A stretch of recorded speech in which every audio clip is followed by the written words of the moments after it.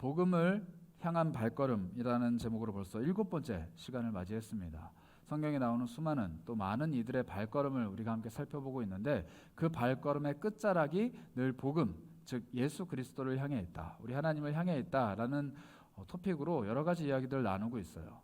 우리 지난주에는 우리 이웃을 향한 마음, 미문을 향해 가지만 그 미문과 어울리지 않는 태어나면서부터 앉은 채로 생활했던 사람을 바라보는 베드로와 요한의 모습을 살펴봤다라면 오늘 한 번 더 제자들의 모습을 살펴보고자 합니다. 우리가 잘 아는 본문이에요.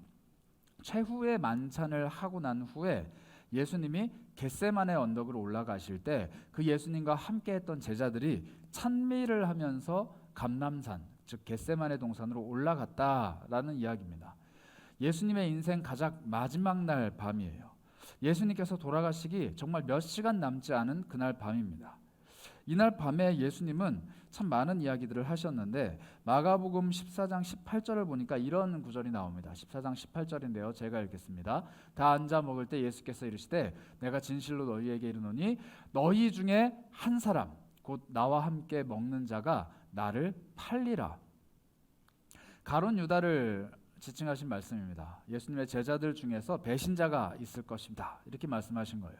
지금은 같은 패밀리가 되어서 커뮤니티를 이루어서 같은 팀으로 이렇게 유월절 만찬을 같이 나누고 있지만 너희 둘 중에 한 사람이 나를 팔 것이다.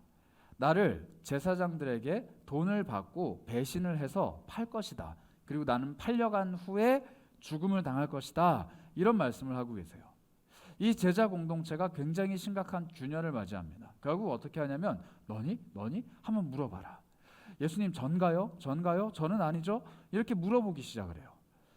6월절은 가장 큰 명절입니다. 우리로 치면 뭐 추석이나 설날 같은 날인데 이 6월절의 이 잔치 그리고 이 마지막 만찬 참 행복하고 풍요로운 이 저녁 식사 자리가 의심과 분노와 그리고 이해할 수 없는 여러 가지 감정들이 뒤섞인 채로 계속 진행 중이에요. 심지어 예수님이 어떤 말씀을 하셨냐면은 22절부터 25절은 이런 말씀을 하셨어요.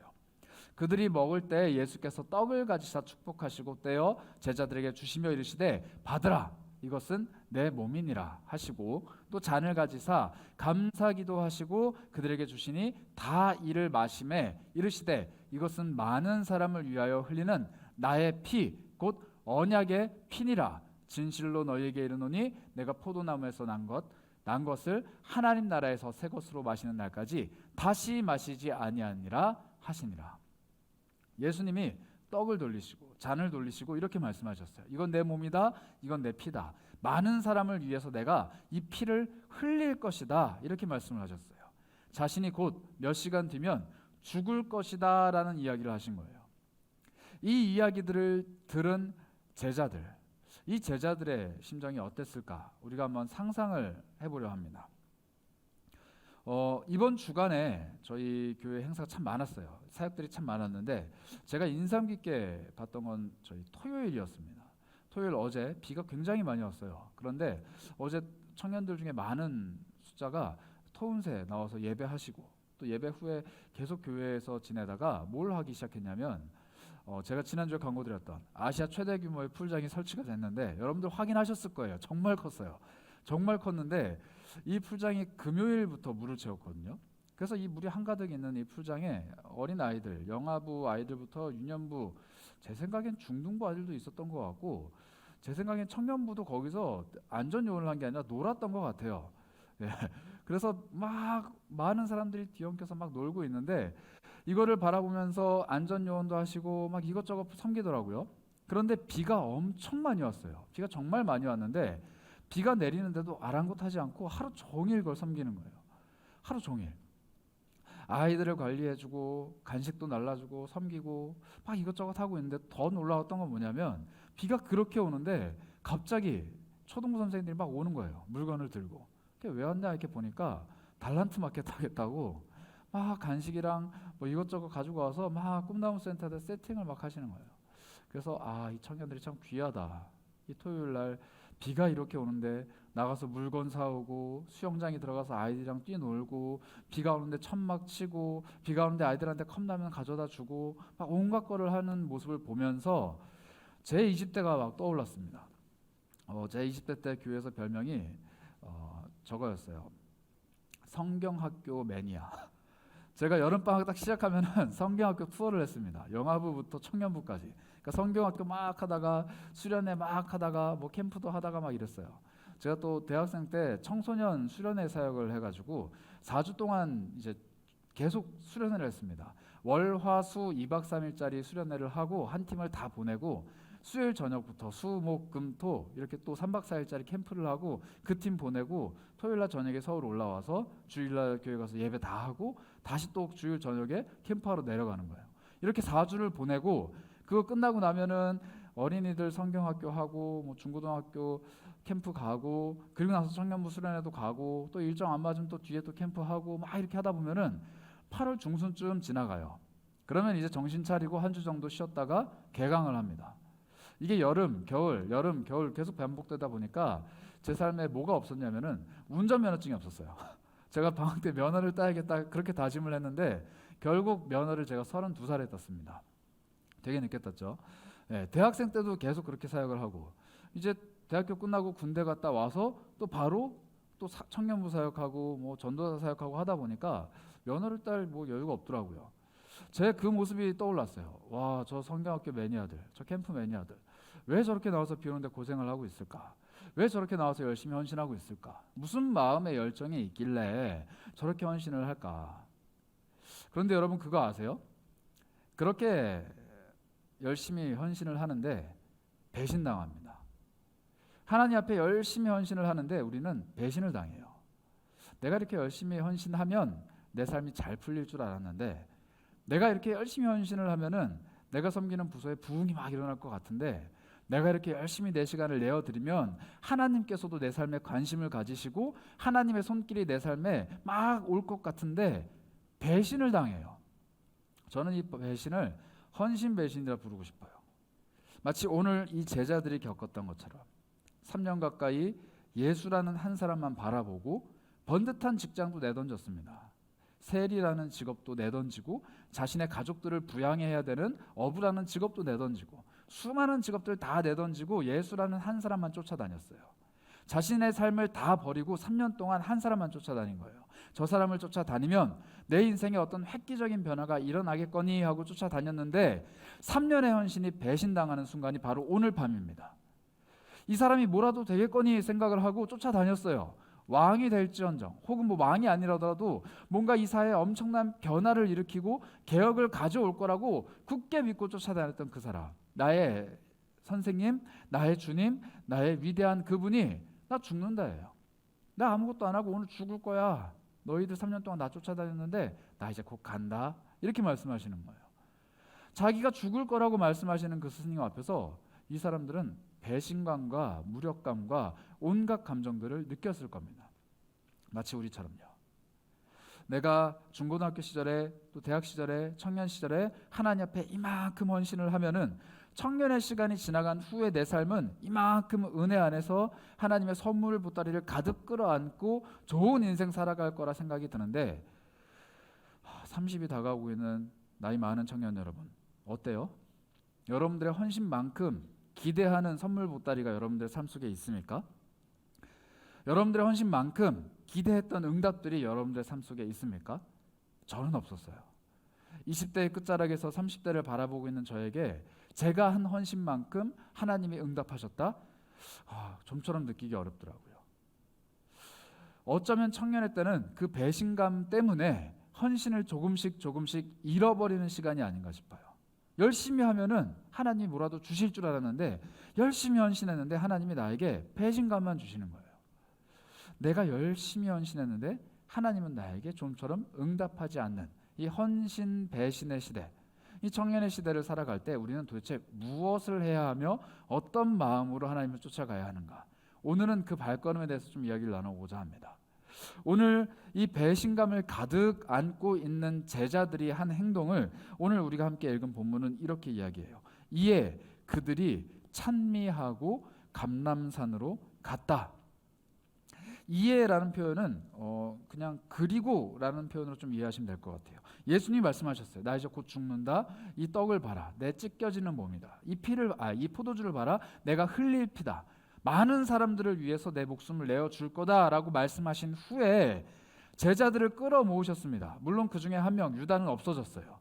그리고 11명의 제자들을 끌어모으신 다음에 감람산으로 올라가시는데, 겟세마네로 올라가시는데 이들이 찬미를 했대요. 찬미. 두 가지를 상상할 수 있습니다. 하나는 이들이 정말로 막 감격이 있고 기쁨에 겨워서 이 예수님과 함께 그 산을 올라가면서 우리가 어딜 가든지 주님과 함께 동행할 겁니다. 우리가 죽음이 찾아올지언정 주님을 배신하지 않을 겁니다. 막 마음이 힘차고 막 마음이 뜨거워져서 찬양을 하면서 올라갔던지, 아니면 어쩔 수 없이 찬양했던지, 둘 중에 하나일 거예요. 그런데 저는 아마 후자에 더 가깝지 않나 싶어요.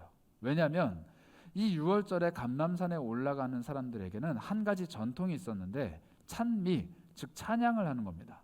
시편 116편부터 118편에 이르는 긴 시편을 노래하면서 산을 올라가는 게 그냥 전통이었어요. 그 산을 올라가는 길에 하나님을 찬양하면서 가는 게 전통이었다고요. 마치 우리가 예배드리기 전에 한 20분, 30분 정도 찬양하는 게 전통이듯이 그냥 산을 올라가는 그 길이 찬양하는 것이 전통이었다는 거예요. 오랜 세월 동안 조상들의 조상이, 아버지의 아버지가, 어머니의 어머니가 해왔던 그 전통을 그냥 하는 거예요. 그런데 그들의 마음속에는 한 가지 마음이 있습니다. 도대체 예수님은 어딜 가시는 건가? 도대체 예수님은 왜 죽으시는 건가? 도대체 예수님이 죽으면 나는 어떻게 해야 되는 건가? 나의 3년은 어떻게 보상받을 수 있고, 내가 한 헌신은 하나님께서 어떻게 평가할 것이며, 내가 드렸던 이 노력은 도대체 뭔가? 라는 온갖 생각들을 가득 품은 채 그냥 입술로는 찬양하는 거예요. 그냥 입술로는 찬양하는 거예요. 앞에서 누가 부르니까 따라 부르면서 가는 겁니다. 마치 군대 갔다 온 분들은 아실 거예요. 오랜 시간 행군을 하는데 보람찬 한 후일을 끝마치고서 막 군가를 부르면서 가요. 그런데 군가의 가사는 막 적진에 뛰어들어가서 적을 다 때려잡고 승리의 개가를 부르지만 발은 터벅터벅 걸어가는 거예요. 힘들어 죽겠는데 군가 부르라는 거예요. 그것처럼 이 복잡한 마음을 안고 산을 올라가는데 예수님이 찬양을 하기 시작하는 거예요. 시편 116편의 찬양을 막 하는 거예요. 그런 제자들은 따라할 수밖에 없는 거예요. 스승님이 하시니까. 그런데 여러분, 제가 시편 116편이라고 말씀드렸는데 이 시편의 내용을 보면요, 그 찬미소리, 예수님의 찬미소리가 범상치 않은 것을 우리는 알 수 있습니다. 116편 1절부터 4절까지는요 이렇게 기록이 되어 있어요. 제가 한번 읽어보겠습니다.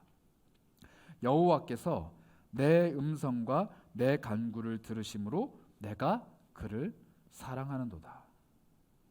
그의 귀를 내게 기울이셨으므로 내가 평생에 기도하리로다. 예수님은 지금 1절부터 2절까지 기도하는 자에게 귀를 기울이시는 하나님을 찬양하며 올라가셨습니다. 그런데 그날 밤 예수님은 어떤 하나님을 경험했나요? 아무리 기도하고 아무리 애를 쓰고 마치 땀방울이 피가 변하듯이 아무리 소리를 질러도 아무 말씀하시지 않는 아버지 하나님, 그분을 뵈러 가는 길에 이 찬양을 하고 있는 거예요. 내 음성과 내 간구를 들으시기 때문에 내가 그분을 사랑합니다. 그가 나에게 귀를 기울여주셨기 때문에 내가 평생 그에게 기도합니다. 자신이 고백하고 있는 찬양과 실제 하나님 아버지가 다른 거예요. 예수님은 하나님 그분이셨기 때문에 그분의 삶 전체를 통틀어서 모든 사람의 기도에 귀를 기울였습니다.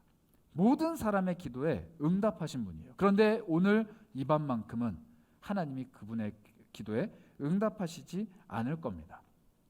또 이렇게 고백합니다. 3절이에요. 사망의 줄이 나를 두르고 스올의 고통이 내게 이름으로 내가 환난과 슬픔을 만났을 때 내가 여호와 이름으로 기도하기를 여호와여 주께 구하오니 내 영혼을 건지소서 하였도다.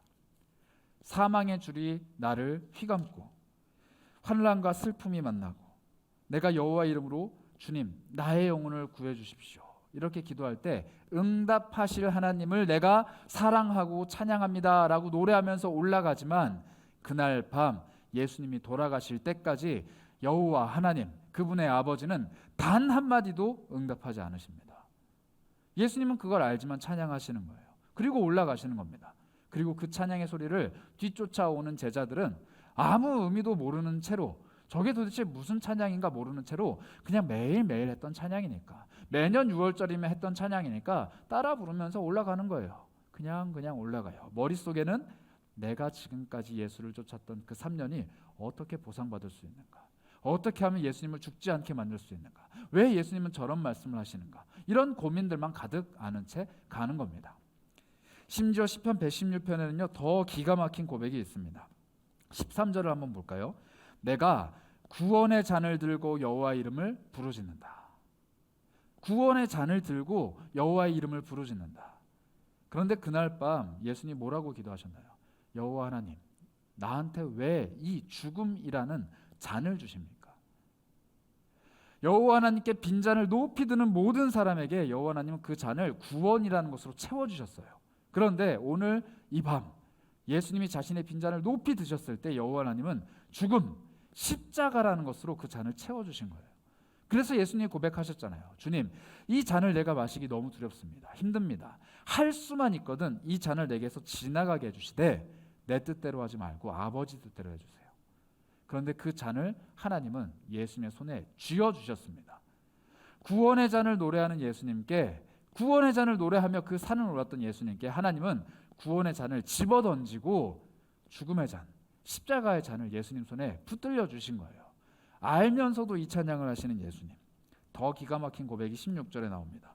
여호와여, 나는 진실로 주의 종입니다. 주의 여종의 아들 곧 주님의 종입니다. 주께서 나의 결박을 푸셨습니다. 나는 주님의 종입니다. 주님의 여종의 아들입니다. 주님의 종입니다. 이렇게 이야기하는 예수님. 맞습니다. 예수님의 어머니 마리아가 성령으로 잉태될 때, 천사가 찾아왔을 때 뭐라고 고백했냐면요, 주님의 여종이오니 주님의 뜻대로 내 삶에 이루어질 겁니다. 이렇게 고백을 했어요. 예수님의 어머니 마리아는 주님의 여종이었습니다. 그리고 그에게서 난 예수님은 주님의 종이셨죠. 주님의 정말로 순수한, 그리고 주님의 말씀에 단 한 번도 거역하지 않았던 종이었어요. 그런데 그 종의 결박을 푸셨다라고 말하는 그 예수님 앞에서 하나님은 그분의 몸을 묶어버리셨습니다. 배신자 유다의 손으로, 그리고 그와 함께 왔던 대제사장들의 종들이 가지고 온 결박을 가지고, 그리고 예수님은 그렇게 결박당해서 재판장으로 끌려가신 거예요. 시편 116편은 예수님이 죽음의 언덕을 올라가면서 부르셨던 노래지만 그 116편은 단 한마디도 예수님의 삶에 그대로 응답되지 않았던 말도 안 되는 찬양이었어요. 그런데 그 찬양을 예수님은 부르시면서 올라갑니다. 그리고 오늘 우리가 읽은 본문대로 그들도, 제자들도 머릿속에 온갖 생각들이 가득하고 앞으로 어떤 일들이 벌어질지, 나의 3년은 어떻게 보상받을지, 내 인생의 문제는 도대체 어떻게 해결이 될지 수많은 생각들을 가지고 예수님과 동행한다고 이야기하지만 예수님의 심정은 하나도 모르는 그 제자들도 찬미를 하면서 그 감람산을 올라갔다고 합니다. 여러분들은 어떤 찬미를 하나님 앞에 올려드리는 삶을 살고 계신가요? 수많은 사람들이 예수와 동행하고 싶다 얘기를 해요. 수많은 사람들이 예수와 함께 걸어가고 싶다고 얘기를 해요. 할 수만 있으면, 하나님이 나에게 말씀만 해주시면 내가 하나님의 뜻대로 살기를 원합니다 라고 고백을 해요. 그 고백이 우리의 찬양에 담겨 있습니다. 우리의 찬미 소리 속에 담겨 있어요. 나 주님께 내 모든 것 드립니다. 내가 가진 것 다 주님 것입니다. 나 주님의 뜻대로 살길 원합니다. 주님은 나의 주인입니다. 주님이 말씀하시면 내가 나아갑니다. 그렇게 고백을 하는데 정작 우리 머릿속에는 마치 제자들이 그랬던 것처럼 찬미하며 감람산으로 올라가지만, 마치 제자들이 그랬던 것처럼 내일 나는 도대체 뭘 해야 될까? 내가 오늘 이렇게 교회를 열심히 섬기고 공동체를 사랑하고 하나님께 헌신한다고 하더라도 내 삶에 뭐가 바뀌는 게 있을까? 공동체를 사랑하는 게 나한테 무슨 유익일까? 예배의 자리를 힘써 지키는 게 도대체 나한테 어떤 유익이 있을까? 새벽의 자리를 지키는 것, 교회에서 요구하는 수많은 봉사의 자리를 지키는 것, 그리스도인답게 세상 속에서 내 양심을, 내 생각을, 내 행동을 지키며 살아가는 게 도대체 나한테 무슨 유익이 있을까? 제자들의 잃어버린 3년처럼 내가 주 앞에 헌신하는 이 시간들이 잃어버린 시간들이 되는 건 아닐까? 헌신하지 않아도 성공하는 사람들이 있는데, 헌신하지 않아도 잘 나가는 그리스도인들이 있는데, 헌신하지 않아도 잘 되는 친구들이 있는데, 내가 하고 있는 이 헌신이 도대체 무슨 의미가 있을까라는 고민이 우리 안에 없나 돌아봐야 한다는 이야기예요. 너무 많은 청년들이 주님을 사랑해요. 그렇기 때문에 헌신해요. 자신의 시간과 열정과 돈과 재능을 다 내어드려요. 그런데 그 헌신 끝에 열매가 없으면 낙심을 해요. 그리고 그 헌신 끝에 열매가 없으면 주님께 배신감을 느껴요. 그리고 공동체에서 발걸음을 멀리 떨어뜨립니다. 우리의 청년의 시기가 이런 비극적인 결말을 맞지 않았으면 좋겠어요. 우리의 청년의 시기가 주님 앞에 헌신하다가 지쳐서 낙심한 끝에 배신당했다 이야기하고 돌아가지 않았으면 좋겠어요. 찬미하고 그 감람산을 올라갔던 제자들은 예수님이 결박당하고 끌려갈 때 다 떠나버립니다. 그리고 말하죠. 예수님은 가짜였다. 그렇게 다 떠나가 버렸어요. 심지어 뭐라고 얘기합니까? 예수를 저주하고 모른다고 말하고 그분을 욕합니다. 3번씩이나. 유다는 예수님을 한 번 배신했지만 베드로는 심지어 3번이나 예수님을 배신했어요. 그토록 헌신했던 사람들이 예수님을 다 배신합니다. 왜요? 기대했던 열매가 다가오지 않으니까. 청년의 시기에 우리가 열심히 헌신하고 노력하고 애쓰는데 기대했던 열매가 다가오지 않으면 여러분들 낙심할 수 있어요. 그때 우리에게 필요한 것은 찬미입니다. 어떤 찬미냐면 입술로 읊조리는 찬미가 아니라 진정으로 진심으로 하나님께 올려드리는 찬미예요. 그 찬미가 우리에게 회복이 되어야만 합니다. 여러분들은 삶으로 그리고 예배로 어떤 노래를, 어떤 찬양을, 어떤 찬미를 하나님께 올려드리고 있나요? 내 삶에 그 일이 일어나지 않는다고 할지라도, 내가 걸어가는 길에 내가 기대하지 않았던, 내가 원치 않았던 일이 발생한다 할지라도, 내가 원하지 않았던 결과가 다가온다 할지라도 찬미하실 수 있겠나요? 사자굴에 들어가게 된 다니엘의 세 친구들은 그렇게 얘기해요. 그리 아니하실지라도 내가 찬양합니다. 하나님께서는 내 생명을 구원해 주실 겁니다. 그러나 내 생명을 구원해 주시지 않을지라도 나는 찬양합니다. 복음을 전하다가 감옥에 갇혔던 바울과 그의 일행들도 똑같이 행동했어요. 감옥의 안에서도 찬미했습니다. 우리가 전하는 복음 때문에 하나님이 영광 받으시지만 지금 우리는 고난과 역경과 사망의 위험에 처해 있습니다. 그러나 하나님을 찬미합니다.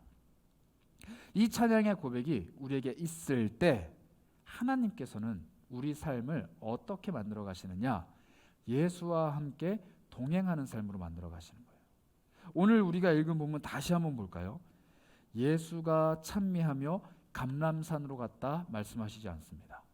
제자들이 찬미하며 감람산으로 갔다 말씀하시지 않아요. 그들이 예수님과 제자들 서로 생각하는 바가 다르고 그 찬양에 담겨있는 뜻을 이해하는 정도도 다르고 마음속에 품고 있는 수만 가지 생각들이 각자 다를지라도 예수님은 그들과 함께 찬미했다라고 얘기해요. 이 찬미가 진정한 찬미이냐 진정하지 않은 찬미이냐 예수님은 논하지 않으셨어요. 예수님과 함께 찬양했기 때문에 그들의 찬미는 의미가 있고 뜻깊은 찬미입니다. 마태복음과 마가복음은 이 찬미를 동시에 기록하는데 둘 다 똑같이 기록해요. 그들이 찬미하면서 감람산으로 올라갔다. 그들 중에 단 한 명도 하나님을 찬양하는 일에 실패하지 않았다. 그들 중에 단 한 명도 하나님을 찬양하는 일에 건성으로 하지 않았다. 그들 중에 단 한 명도 찬양의 고백을 가짜로 하지 않았다. 우리에게 보여주고 있어요. 어떤 생각을 하고 어떤 행동을 하는 사람들인지 하나님은 기억하지 않으십니다. 오로지 기억하시는 것은 딱 하나예요. 예수와 함께 그것을 했느냐 안 했느냐예요. 여러분 동행이라는 한자 아실 거예요. 동행 단어. 함께 걸어간다라는 겁니다. 함께 행동한다라는 거예요. 그런데 동자는 같다라는 뜻의 동자인데 이 행자가 되게 의미 깊어요. 역시 잘 모르시겠죠. 이게 중학교 필수 단어고요. 6급 한자 시험에 나오는 단어입니다. 제가 말씀드릴게요. 이렇게 사선으로 2번 긋고 세로로 1번 긋고 가로로 2번 긋고 세로로 1번 그어요. 다시 한번 사선으로 2번 긋고 세로로 1번 그어요. 가로로 2번 긋고 세로로 1번 그어요. 이게 어디서 나온 단어냐면은 2가지 어원이 있어요. 하나는 사거리를 의미한다 라고 이야기하는데 그건 아니에요. 두 번째 어원은 뭐냐면은 썰인데요. 두 번째 어원은 뭐냐면 왼쪽이 한 걸음, 오른쪽이 한 걸음. 왼발과 오른발의 걸음걸이를 표시하면서 앞으로 나아가는 것을 의미한다라는 어원이 있어요. 저는 이게 맞다 생각해요. 왜냐하면 행, 이 거닐다 행이라는 단어가 사선으로 2개의 발자국을 그려요. 그리고 가로로 된 2개의 발자국을 그려요. 발자국이 달라요. 즉 이렇게 걸어가는 거예요. 이렇게 이렇게 걸어가는 사람들의 모습이 뭔지 아세요? 다리가 불편한 사람이에요. 다리가 불편한 사람이에요. 다리가 불편한데 이렇게 겨우겨우 한 걸음씩 걸어가는 거예요. 그런데 그것을 같이 걸어가는 행위라고 표현을 합니다. 예수님이 찬미하면서 그날 밤 산에 올라가실 때 예수님은 성령 충만했어요. 앞으로 다가올 죽음을 이겨내기 위해서 하나님 앞에서 마음에 다짐을 하며 그 찬양의 고백을 하며 기도하며 땀방울이 핏방울이 바뀔 때까지 결심하며 올라가셨어요. 제자들은 아무 생각 없었어요. 왜 저러실까? 무슨 말일까? 그냥 올라간 거예요. 똑같이 찬미하면서 똑같이 동행하는데 마음속에 생각이 달라요. 퀄리티가 달라요. 방향이 달라요. 그러나 한 방향으로 같이 가요. 우리 삶도 그래요. 내가 나의 인생이 어떻게 될지 한 걸음도 앞으로 내딛기가 너무 힘들어요. 내년에 나는 어떨까? 내후년에 나는 어떨까? 미래에 나는 어떨까? 고민돼요. 그래서 오늘 하고 있는 이 헌신도 고민돼요. 오늘 내어드리는 이 시간도 고민이 돼요. 내가 하고 있는 이 일도 고민이 돼요. 그래서 예수님은 나에게 원대하고 큰 꿈을 가지시고 나와 함께 가자 말씀하시는데 나는 고민이 돼요. 그러나 예수님이 가시니까 그냥 한 걸음씩 쫓아가는 거예요. 예수님은 달려가실 수 있지만 우리 때문에 조금씩 가십니다. 나는 멈춰 있고 싶지만 예수님 때문에 조금씩 가요. 그런데 그게 동행이라는 거예요.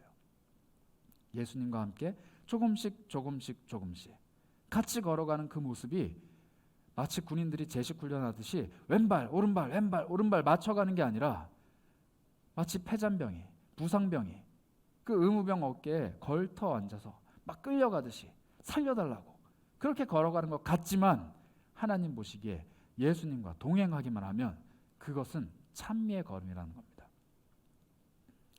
여러분들의 삶을 축복합니다. 하나님이 어떤 계획을 갖고 계신지 잘 몰라서 오늘은 오른쪽으로 갔다가 내일은 왼쪽으로 갔다가 모레는 잠깐 멈췄다가 그 다음에는 걸어갈 힘이 없어서 주저앉을지라도 예수님이 걸어가시는 방향대로 조금씩 같이 걸어가는 여러분들의 삶을 축복해요. 방향을 몰라도 오늘 내가 해야 될 일을 안다면 그 일을 하세요.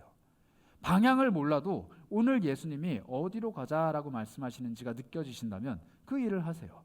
그리고 예수님과 한 걸음 걸어가는 그 길을 하나님은 동행하는 발걸음, 하나님과 함께 찬미하며 감람산으로 올라가는 발걸음이라고 평가해 주십니다. 공동체와 함께 그렇게 동행하시기 바라요. 예배 자리로 나와서 누구는 뜨겁게 눈물을 흘리며 찬양하며 기도하는데 냉랭한 가슴을 안고 그 자리에 털썩 주저앉아 좀처럼 떨어지지 않는 입술을 겨우겨우 그냥 읊조리는 예배일지라도 여러분들이 이 자리 가운데 함께 있는 것 그리고 공동체가 나아가는 그 발걸음을 조금씩 같이 가려고 노력하는 그 모습을 하나님은 동행이라고 말씀하시는 거예요. 예수와 동행하는 발걸음, 예수와 함께 찬미하며 걸어가는 발걸음. 그래서 우리에게는 공동체가 필요합니다. 그래서 우리에게는 예수가 필요한 거예요. 나 혼자서는 아무 데도 못 가요. 나 혼자서는 어디로 가야 될지도 몰라요. 나 혼자서 떼는 한 발자국이 너무 힘들어요. 그러나 예수와 동행하는 발걸음, 공동체와 동행하는 발걸음은 의미가 있고 힘이 있는 발걸음입니다. 여러분들에게 한 분 소개해드리고 설교를 마칠까 해요. 누구냐면요, 분당 서울대병원의 치과에서 근무하고 계시는 이규환 교수님이에요. 아시는 분? 없으시죠? 혹시 분당 서울대병원에 가보신 분? 없으시죠? 다행이에요. 제가 말씀드릴게요. 이분이 어떤 분이냐면요, 20대 청년일 때 중증 장애를 얻으셨습니다. 그래서 이분은 휠체어를 의지해야만 생활이 가능한 분이에요. 그런데 이분이 자신의 삶의 그 중증 장애, 불의의 사고가 찾아왔을 때 하나님 앞에서 결심을 했어요. 하나님이 나를 죽이지 않고 살려놓으신 이유가 있을 텐데, 나를 이렇게 엉망진창의 삶으로 만드셨지만 죽이지 않고 살려놓은 이유가 있으실 텐데 그 이유에 부끄럽지 않은 사람이 되자. 그래서 날마다 할 수 있는 걸 하기 시작했어요. 날마다 어제보다 조금 더 나은 사람, 어제보다 조금 더 따뜻한 사람이 되자라는 목적 하나만 가지고 걸어가셨어요. 물론 걷지는 못하시기 때문에 나아가셨어요. 그런데 이분이 나아가다 보니까 어디에 와 있느냐? 의과대학에서 치과 전공의가 되어 있는 거예요. 이분은 평생 취업을 딱 한 번 했습니다. 그 한 번 입사한 곳이 분당 서울대병원이래요. 그래서 그분이 그렇게 얘기하셨어요. 인생에 누구나 계획한 바가 막힐 때가 있다. 그리고 인생에 누군가나 다 계획하던 것이 꺾일 때가 있다. 그리고 그 인생이 막혀서 주저앉을 때도 있다. 그런데 내가 하나님 앞에 이유를 물었더니 하나님은 나에게 대답을 하시는 게 아니라 옆길을 보여주시더라. 내가 오늘 걸어가는 발걸음이 꺾일 수도 있어요. 내가 오늘 계획했던 것들이 잘 어그러질 수도 있습니다. 내가 꿈꿔왔던 것들이 어그러질 수도 있어요. 그러나 하나님이 나의 꿈을 꺾으신 게 아니에요. 하나님이 나의 발걸음을 막으신 게 아니에요. 이쪽으로 가려고 하는 나의 발걸음을 잠깐 멈추게 하시되 나에게 옆쪽에 난 새로운 길을 보여주십니다. 내 인생이 주저앉고 멈춰있고 정체되어 있을지라도, 어디로 가야 될지 잘 모를지라도 하나님은 반드시 옆길을 준비하고 계시다는 거예요. 그리고 그분은 우리에게 오늘 그런 이야기를 전하십니다. 멀리 보지 말고, 하나님의 계획이 멀리 어딘가에 있는데 그걸 잡으려고 애쓰지 말고, 어제보다 오늘 더 나은 사람, 어제보다 오늘 더 따뜻한 사람, 어제보다 오늘 하나님과 더 가까운 사람이 되려고 노력하면 저처럼 하나님의 뜻에 더 가까운 사람이 되어 있을 겁니다. 이렇게 이야기하시더라고요. 여러분들은 지금 어떤 찬미의 발걸음을 걸어가고 계신가요? 어떤 발걸음을 걷고 계세요? 저는 몰라요. 여러분들이 어떤 계획과 어떤 꿈을 가지고 오늘 하루를 살아가는지, 그리고 그 하루가 얼마나 고군분투하며 애쓰며 피 터지고 박 터지게 싸우는지 몰라요. 그러나 한 가지 확실한 것, 예수와 동행하기만 하면 그 발걸음은 찬미하며 하나님께로 가까이 가는 발걸음이 될 겁니다. 그 찬양의 고백이 내 삶에서 동떨어져 있을지라도, 아무리 찬양하며 고백해도 좀처럼 공감이 안 될지라도, 우리가 하나님을 공감하는 게 아니라 하나님이 우리를 공감하세요.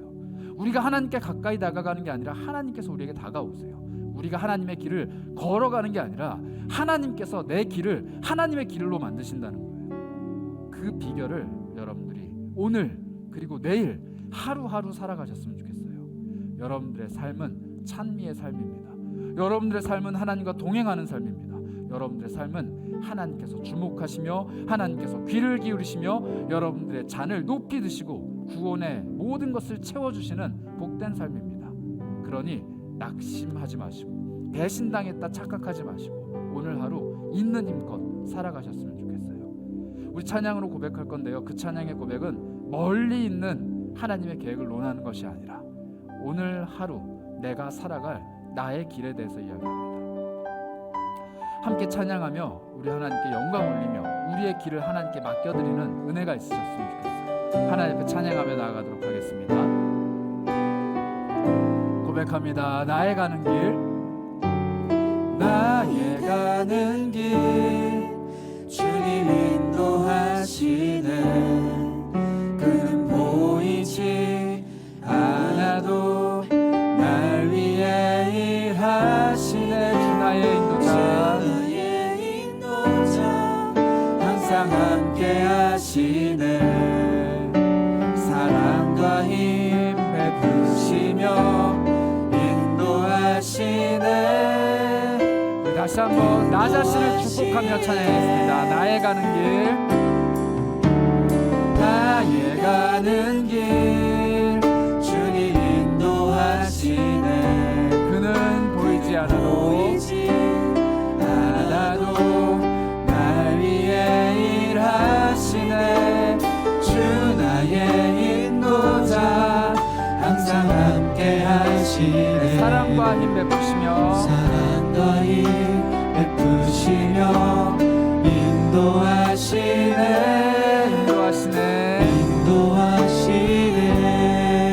이번에는요, 여러분들 한번 주위를 좀 돌아보셨으면 좋겠습니다. 옆에 있는 지체들을 축복하면서 찬양할 건데 그 사람이 어떤 길을 걸어가는지 잘 몰라요. 그러나 우리는 마음을 다해서 축복할 수 있습니다.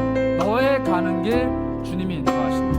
너의 가는 길 주님이 기억하신다. 너의 가는 길을 주님이 찬미의 발걸음으로 바꾸실 것이다. 우리 이렇게 축복하는 마음을 담아서 저 보지 마시고 옆에 분 보시면서 함께 찬양하겠습니다. 너의 가는 길, 너의 가는 길 주님 인도하시네. 주님 인도하시네. 그는 보이지 않아도 널 위해 일하시네. 널 위해 일하시네. 주 너의 인도자 항상 함께 하시네. 사랑과 힘 베푸시며 우리 다시 한번 찬양할 때는 다른 사람 바라보면서 축복하며 찬양했어요. 다시 한번 너의 가는 길 주님 인도하시네. 아멘. 그는 보이지 않아도 너를 위해 일하시네. 주 너의 인도자 너와 항상 함께 하시네. 사랑과 힘 베푸시며 인도하시네. 아멘. 우리의 길을 참된 길로 인도하십니다. 고백합니다. 광야에 길을 만드시고 날 인도해. 사막의 강을 만드신 것을 보라. 사막의 강 만드신 것 보라. 하늘과 땅변에도 주의 말씀 영원히 내 삶 속에 새 일을 행하리. 나의 가는 길 주님 인도하시네. 광야가 될지라도 그가 보이지 않을지라도 나를 위해 일하십니다. 날 위해 일하시네. 주 나의 인도자 항상 함께 하시네. 사랑과 힘 베푸시며 인도하시네. 함께 찬양합니다. 믿음 주께 있네. 십자가 능력이 내 영광 되었네. 주께서 우리를 승리케 하셨네. 나의 능력 나의 소망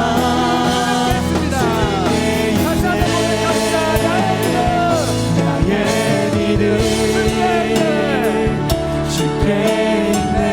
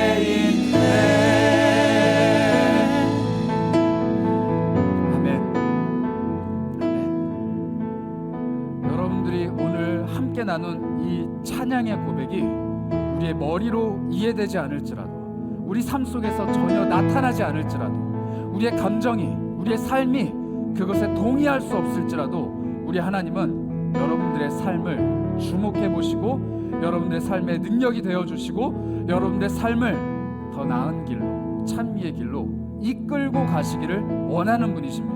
하나님이 원하십니다. 하나님이 원하세요. 여러분들의 삶을 찬미의 길로 바꾸어 가시길 원하십니다. 하나님이 원하면 다 그대로 되는 거예요. 내가 꿈꾸지 못할지라도, 내가 동의 못할지라도, 내가 계획을 못할지라도, 내가 불안할지라도, 내가 배신당했다라고 착각할지라도 하나님은 결코 우리를 배신하지 않으십니다. 우리를 버려두지 않으십니다. 우리를 외면하지 않으십니다. 하나님은 예수 그리스도를 외면하시면서까지 우리를 붙잡으셨어요.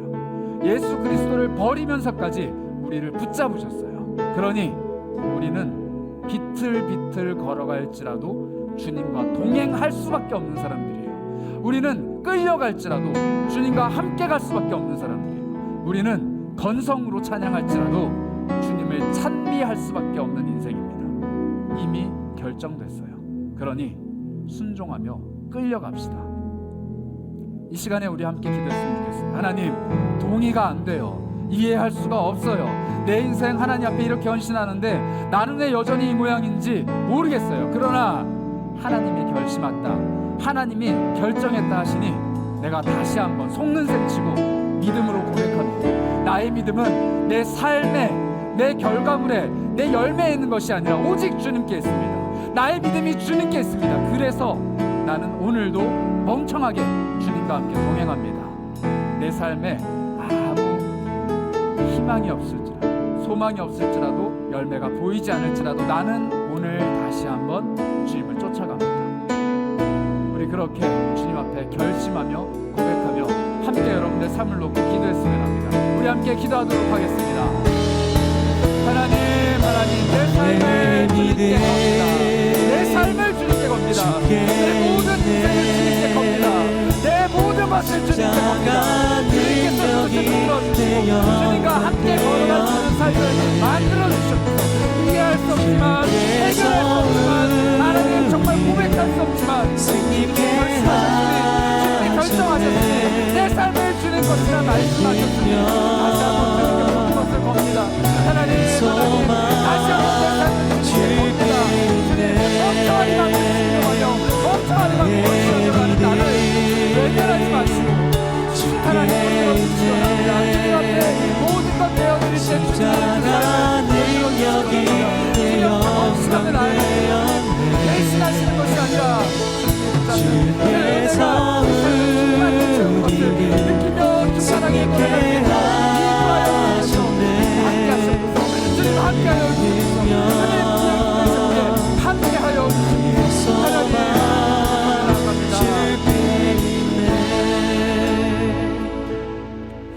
다시 한번 기도하실 때는 우리 솔직하게 좀 기도했으면 좋겠어요. 하나님, 다른 거는 몰라도 내 삶의 이 부분만큼은, 이 영역만큼은, 이 결과물만큼은 내가 납득이 안 됩니다.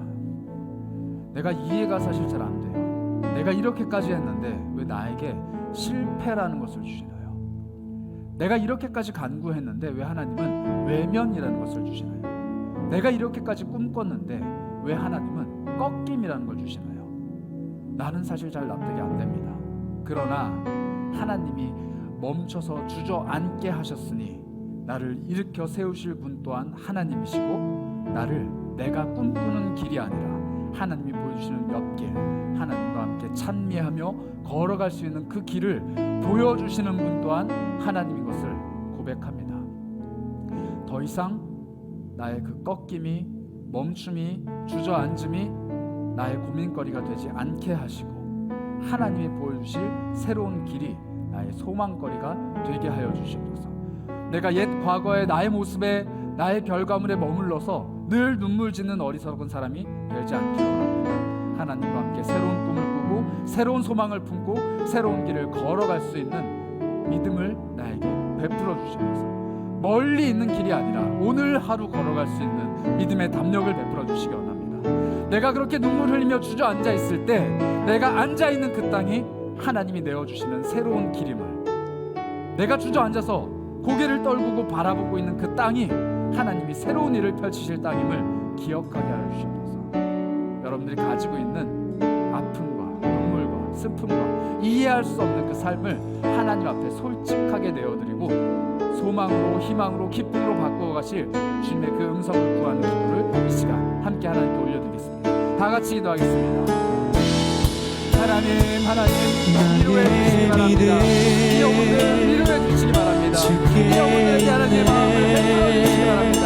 낙심하지 않게 하시고 멈춰있지 않게 하시고 슬퍼하지 않게 하시고 눈물 흘리지 않게 하시고 하나님 멈추지 않게 원합니다. 낙심하지 않게 원합니다. 하나님 이해하지 못하는 그 순간에 주님을 바라보기 원합니다. 우리가 떨궈지고 눈물이 떨어지는 그 땅에 주님의 새롭게 되어주시는 영원을 향해 소망입니다. 하나님 멈춰있는 때 새로운 길을 내어주신다. 이해할 수 없는 그 길을 하나님 새로운 길, 소망의 길로 내어주셔서 하나님과 함께 걸어가는 길 되게 하시고 하나님과 함께 하나님과 동행하는 길을 되게 하셔서 하나님이 나의 길입니다. 하나님이 나의 길입니다. 고백하며 이 사람들에게 해주시기 바랍니다. 공동체를 하나님의 하시고 참여하는 삶을 주도록 인도하여 하나님 함께하여 주셔서 소망 주께 있네. 우리 마지막으로 한 번 더 기도할 때는요, 우리 기뻐하면서 기도했으면 좋겠어요. 하나님, 내가 지금 낙심하고 눈물 흘리며 주저앉아 있는 이 땅 가운데서 하나님이 새로운 일을 하신다고 하니까 나는 기쁩니다. 내가 고개를 떨구며 바라보고 있는 그 길이 막혀있는 길이 아니라 하나님이 내실 새로운 길이라 하셨으니 나는 기뻐합니다. 아직 그 길을 걸어가 보지도 못했고, 아직 나는 열매를 거두지도 못했고, 아직 나는 하나님이 베풀어 주시는 수많은 복을 누려보지 못했지만 약속해 주셨기 때문에 나는 그저 기쁘게 따라갑니다. 하나님, 나에게 지치지 않는 기쁨을 주시옵소서. 지치지 않는 소망을 베풀어 주시옵소서. 결코 잃어버릴 수 없는 믿음을 베풀어 주시옵소서. 오늘의 나의 삶이 나를 주저앉게 하려고 노력할지라도 내일 베푸실 하나님의 그 은혜와 기쁨이 나를 다시 한번 일으켜 세우시리라 확신합니다. 하나님, 나에게 소망을, 나에게 기쁨을, 나에게 능력을 베풀어 주시옵소서. 나의 능력이 주님께 있습니다. 나의 기쁨이 주님께 있습니다. 내가 주님과 함께 걸어가기 원합니다. 우리 이렇게 믿음의 결단을 가지시고 하나님 앞에 기쁨을, 소망을 간구하며 함께 기도하도록 하겠습니다. 기도합니다. 하나님 간절히 구합니다. 주님의 소망을, 주님의 그 능력을, 주님의 기쁨을 간절히 구하며 나아갑니다. 주님 채워주셔서, 주님의 충만으로 채워주셔서, 주님의 충격으로 채워주셔서, 주와 함께하는 하나님, 주님 앞에 걸어가는 그 길, 정말 기쁨의 길을 인도자, 나의 인도자 영치, 나의 기쁨, 나의 능력, 나의 상소만 되시옵소서. 하나님 능력을 베풀어주셔서, 힘을 베풀어주셔서 나와 함께하여 주시옵소서. 나의 살아있는 소망, 살아있는 기쁨, 살아있는 능력을 베풀어주시옵소서. 주님과 함께 동행하는 그 즐거움을 맛보게 하옵소서. 하나님, 나를 채워주시옵소서. 나를 위로하여 주시옵소서. 내 삶 속에 하나님 한량없는 능력을 주셔서 정말 기쁘게 해주시옵소서. 나를 인도하여 주시옵소서. 나의 인도자 항상 함께 하시네. 내 인생 책임지시고 나와 함께 베푸시며 인도하시네.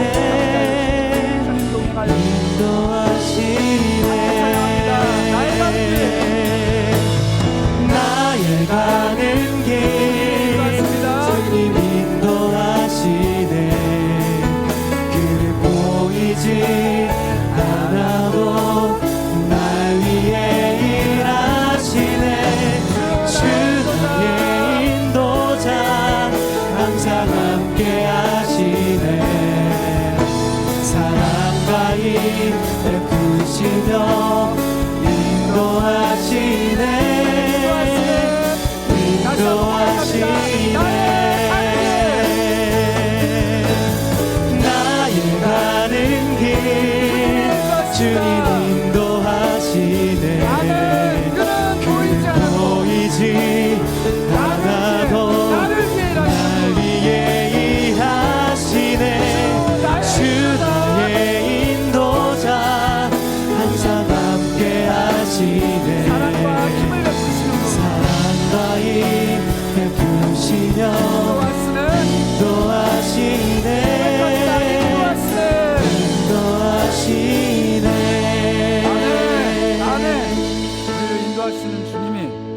주님과 늘 함께 하십니다. 결코 낙심하지도 마시고 결코 지치지도 마시고 결코 쓰러지지도 마세요. 늘 함께 하십니다.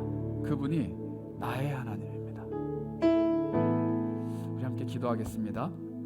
하나님,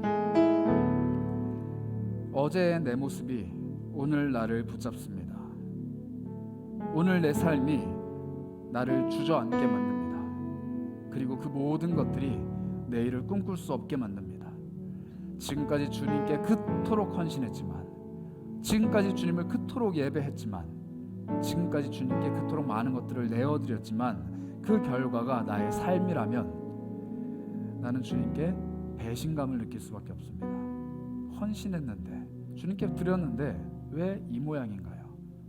그러나 하나님, 우리가 오늘 다시 한번 주님의 은혜, 주님의 그 사랑, 주님의 그 능력에 시선을 고정하길 원합니다. 모든 것을 아시면서도 거절당할 것, 버림받을 것, 죽임을 당할 것 다 아시면서도 찬미하며 그 길을 가신 예수님과 동행하길 원합니다. 내 삶에 어떤 열매가 있기 때문에, 내 삶에 어떠한 은혜가 있기 때문에 하나님과 함께 동행하는 것이 아니라 하나님과 동행하는 것이 나의 기쁨이 되길 원합니다.